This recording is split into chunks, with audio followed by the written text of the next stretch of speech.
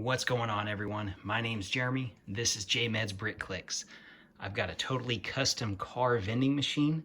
And let me ask you a question. How many of you have a bunch of Speed Champs cars? Just like the ones that are on both sides of my skyscraper, we'll call it that. It's a 5-story building, plus the title across the top. If you guys are curious, it says CM Cars. Those are the initials of my son, who at the time of this video is right at 16 months. So I had to try to incorporate him in it just a little bit. So let's get into this. I got this idea because all these Speed Champ cars, like the Lamborghini right here, it's 8 wide. They don't really fit on any of the roads in a Lego city, but you don't really have anywhere else to put them unless you're just putting them on a shelf. And they're too cool, too exotic to just be on the shelf, taking up room, where with this idea, I think they would be an amazing addition to any Lego city using this design. Now, in a little bit, I'll put all the cars in there, and one thing I want to add, I do have a working car elevator with the motor and IR receiver. That's why you see the little switch right there for the remote control. So let's take a little closer look. I'll take this off the tripod here, attempt to. Okay, and we'll get up closer. You can see I use those, not stud shooters, but just shooters things, just to add a little color pop to it. A little red. We got some foliage down at the bottom. We've got 2 different patrons, potential car buyers looking. Got a couple others. This guy is bending over backwards to try to find his car. So each section made, and you can see there's the elevator in the back. We'll look at that when we flip this around. Each section will hold an 8 wide car. Now, my collection, I've got 8 wide and 6 wide. So they'll hold both. You can see, what do you do with all your extra Speed Champ hubcaps? Well, I made design artwork on mine. It even comes around to the side. A little sneak peek behind it. There's the guts. We'll take that off too and take a look at that in a little bit. So just trying to use as many pieces as I can. I had a bird, so I just added the bird. Okay, one little thing to note on the side here, there's an exit. So when you go through this, it won't really focus, but the black or the darker area there is where the elevator drops. And this little ramp right here, that's where it's going to come out right on the street. I'll take a look from the top. Okay, try to get all the angles here in case you guys have any interest in building these. These window pieces, they're the 6 wide ones. They're anywhere from 50 cents to 85 cents on either Lego.com's Bricks and Pieces or Parts and Pieces or Bricks and Pick a Brick or something like that. I know when I started out, I bought 250 of these panels and it wasn't near enough. So each layer, we got 2, 4, 6, 8, 16, so 8 across the back, and then 4 there, so basically 20 per box. So there's 200 just on that wing, we'll call it, and another 200 on that wing, minus 4 down here for our exit. But then we've got this whole front row, and then, so those are 16 per box.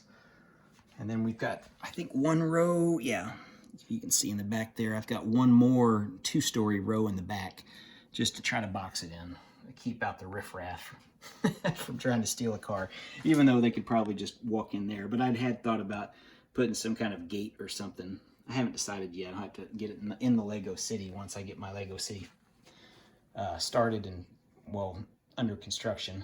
We might change it. All right, let's take a look. We'll move this around. Now this is built on two 32 by 32 plates plus a 16 by 32 plate.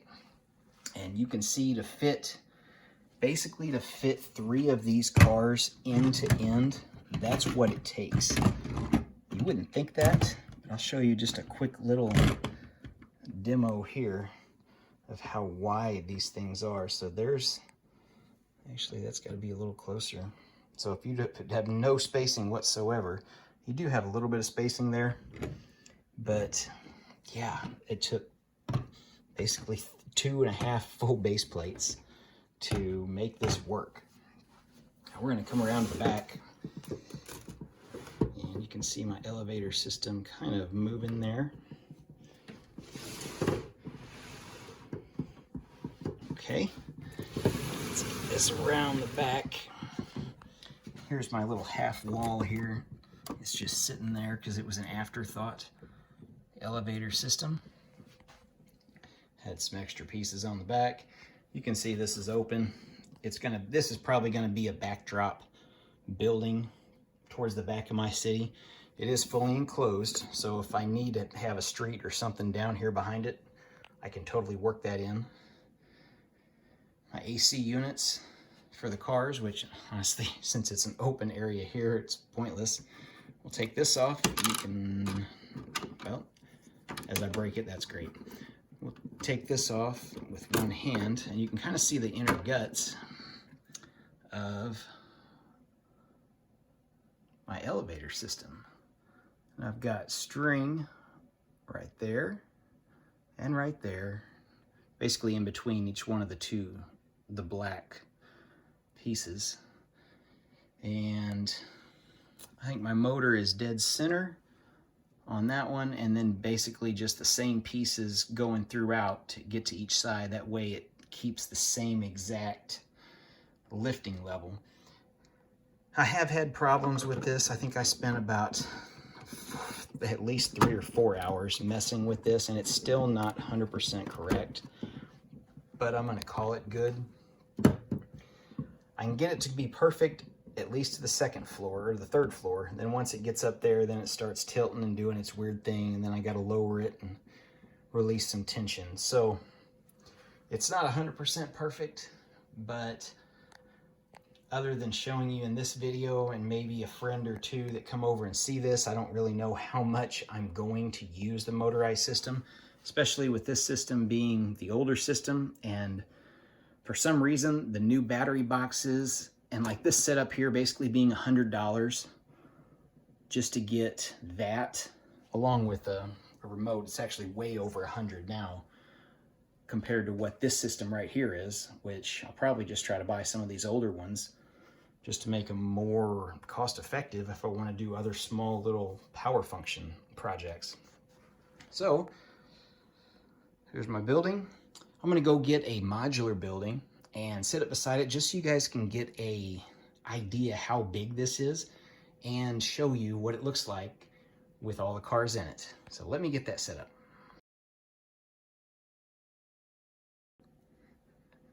I've got some of my cars in here.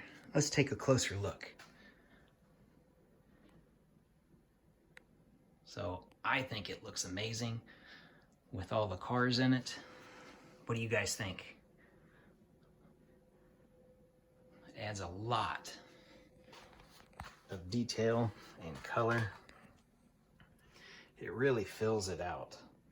Now, like I said before, this space down here, that's where the elevator car exits after you buy a car from the car vending machine. So that one's always going to be empty. I could put one in there as a space holder if I needed to.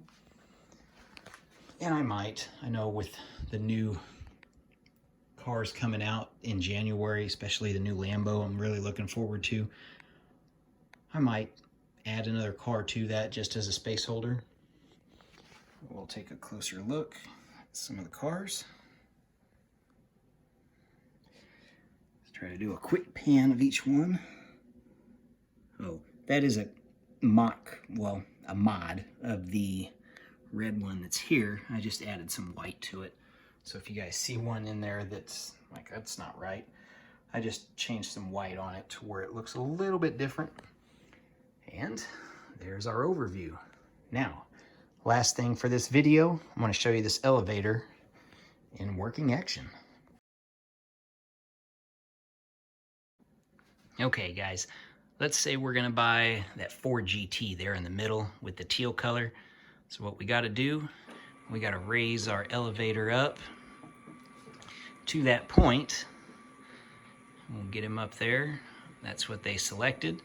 We'll get it there. Hope you guys can see that. We're going to come in a little closer and angle this down a little bit without forgetting the car. And it's not perfect, but no one else has ever done this and put a video out at least. So that's what we're trying to do here. So we're going to put the car on there. And yes, I left all the drivers in every vehicle because I don't want to go try to find them when they're all in the set. So yes, every car does have a driver. We're going to drop that down. And once it gets to the bottom, he is just going to back out. We're going to move that over. And come right on out as I pop one little piece off. Just trying to be too careful. And once I get that plate there and the actual road, and one little piece there will be perfect and line up. I messed with that. So that's really the only little thing there, is just not being able to make that, but without the road piece there and some other little bit of tile work, that's the only thing left. I was contemplating doing glass across this whole thing, but then I'd have to take it off every time I wanted to get a car, and I don't know how much I'll use it. All right, lastly, let's look at the tallest modular building in the regular modular line, not counting the Ninjago stuff, our town hall. Get an idea just how much taller it is. So that steeple is about the top of that car. So that's how much taller we are. Get a better view. Got to back up a lot on this one. Like 5 feet from it already.